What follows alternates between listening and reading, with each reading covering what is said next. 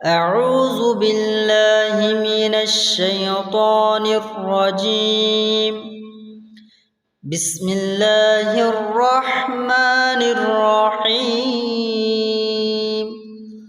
وتعاونوا على البر والتقوى আল্লাহ তাআলা বলেন, তোমরা নেক কাজ এবং তাকওয়ায় একে অন্যকে সহযোগিতা করো, সাহায্য করো।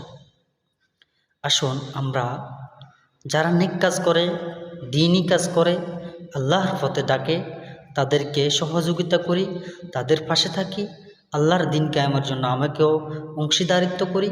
তাহলে আল্লাহ তাআলা আমাকে জান্নাতের স্থান দিবেন, জান্নাতের উত্তম প্রতিদান দান করবেন। আমরা সকলেই দ্বীনের কাজে, আল্লাহর কাজে সহযোগিতা করি। যারা নেক কাজে চলাফেরা করে তাদেরকে সহযোগিতা করি। আমিন। আসসালামু আলাইকুম ওয়া রাহমাতুল্লাহ।